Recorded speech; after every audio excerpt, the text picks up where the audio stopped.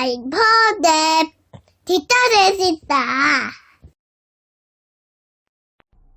안녕하세요. 열장언니입니다. 출산을 앞두고 병원을 선택하면서 일부러 모자동실이 가능한 병원을 찾는 경우는 드물 거라 생각합니다. 모자동실은 말 그대로 신생아랑 한 곳에서 24시간을 함께하는 것으로 조리원에서 청소 시간이나 하루 두세 번 잠시 아기가 왔다 가는 것과는 차원이 다릅니다.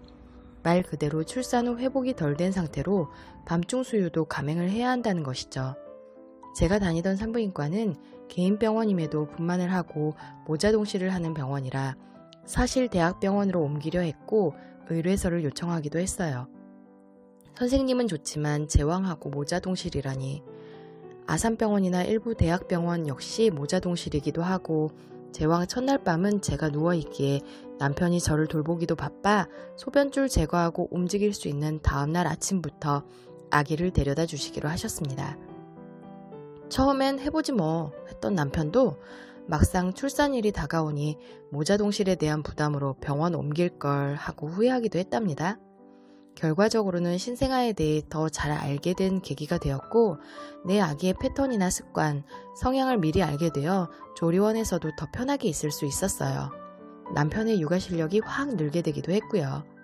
제일 관건은 수면 부족.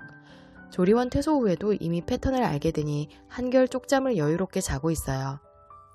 저는 하루 일찍 퇴원해 4박 5일 모자동실을 했는데요. 둘째 출산이라 미리 준비한다고 쪽쪽이도 들고 오고 딸꾹질 멈춤용 모자, 속삭이도 스와들이나 스트랩 등 종류별로 들고 왔어요. 아기가 좋아한다는 청소기, 드라이기, 소음 앱도 깔아왔고요.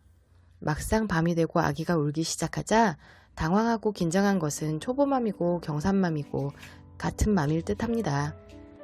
분유 먹인 지 1시간밖에 안 됐는데 또 울길래 울음소리 구별 앱을 켰어요.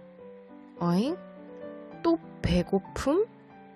첫째 때 조리원 퇴소 후 애가 계속 울길래 전화했더니 안아주라고. 안아줬다 하니 자세도 이리저리 바꿔서 안아주라 해서요. 우선 안고 둥가둥가, 세워 앉기 등 앉는 자세도 좀 바꿔주고요. 하지만 한계가 있더라고요. 그래서 1시간 만에 다시 분유 수유. 잘 먹고 또 찡찡. 이번엔 트림을 약하게 했더니 울음소리 구별 앱에 트림인가요? 이렇게 나오더라고요. 세상에 태어난 지 이틀째, 엄마 아빠랑 모자동실한 첫날 밤에 밤 11시부터 새벽 2시까지 3시간을 정말 찡찡대고 먹고 또 먹고 난리였답니다. 만삭 때 매일 수시로 태동을 하면서도 그 자정시간대가 가장 폭풍태동이라 잠을 못 자고 드라마 보며 때웠는데 거참 습관이 무섭네요. 결국 그 다음날엔 첫째와 마찬가지로 우리 아기는 먹는 욕구가 강한 아기라 판단하고 텀을 좀 주기 위해 쪽쪽이를 물렸어요. 생후 2일째인데 말이죠. 첫애 때는 1달 지나 물리라 해서 그랬는데 이틀째라니 너무 빠른 듯해 여기저기 좀 찾아봤어요. 대다수가 조리원 나와서 물리거나 아기가 심하게 우는 경우 조리원에서 쪽쪽이를 요청하기도 하고 또 우는 게 너무 심해 목이 쉬는 경우 아기 상태가 안 좋아질까봐 병원에서 이른둥이들은 쪽쪽이를 입에 붙여놓는 경우도 있긴 하더라고요. 조금 미안함이 있었지만 내가 회복이 안 되고 남편은 비몽사몽이라 감행. 근데 10분 물고 1시간 잠들었어요. 물론 쪽쪽이는 하룻밤만 사용했고 그 다음엔 11시, 12시엔 1시간 텀이라도 아기가 계속 먹으려고 하고 탈이 없다는 걸 알아서 그때만 1시간 텀으로 분유를 주었답니다. 생후 40일, 3시간 텀으로 먹는 지금도 저희 아기는 오후 10시부터는 2시간이나 2시간 반을 못 넘긴답니다. 아니면 울려야 해요. 아기의 패턴을 찾게 된 거죠. 그리고는 그 시간만 지난 후엔 3시간 텀으로 아침을 맞이했어요. 입을 쩍쩍 벌리며 찡찡대면 먹고 싶고 응애 응애 응애 울면 배고프다는 것도 알았죠. 자지러지게 울면 응가도 있긴 한데 신생아 때는 워낙 자주 변을 보는지라 그건 구분이 잘 안 됐어요. 물론 아기마다 다르니까 응애 응애가 아니라 까까까 우는 아기도 보았고요. 저희 아기만의 패턴도 있지만 신생아의 특징도 알게 되었어요. 신생아는 엄마 뱃속에서 있던 응가인 태변을 보게 됩니다. 색이 너무 시커매서 처음에 애가 어디 아픈 거 아니냐며 남편이랑 놀라기도 했고요. 하루에 10번, 아무튼 무지 자주 싸서 또 놀라기도 했죠. 신생아는 기저귀를 20회 정도로 자주 갈기에 보통 병원에서는 100조 기저귀를 줍니다. 산모패드랑 똑같이 생겼는데 옆에 테이프만 있죠.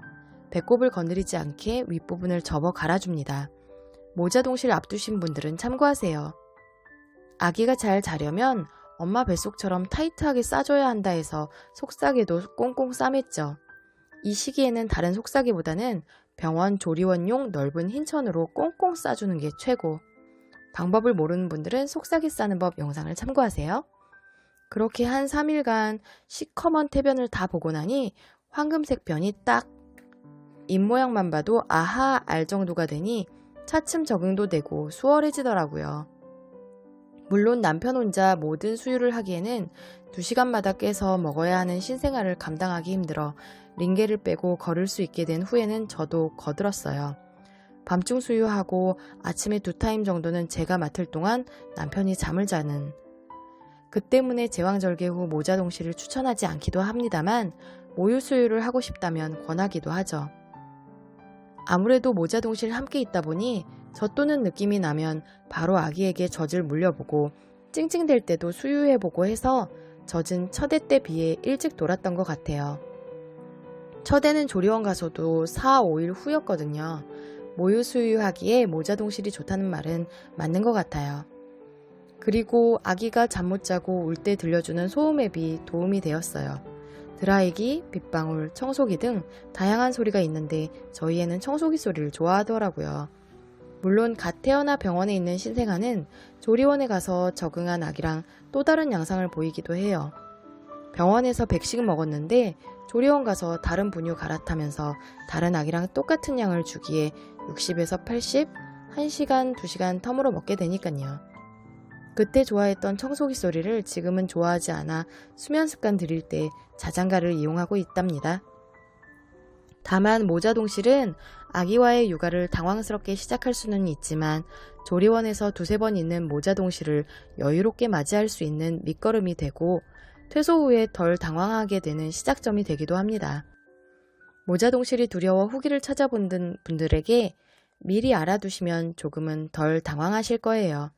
앞으로 열장언니랑 계속 같이 육아 힘내세요. 구독해주세요. 구독해주세요.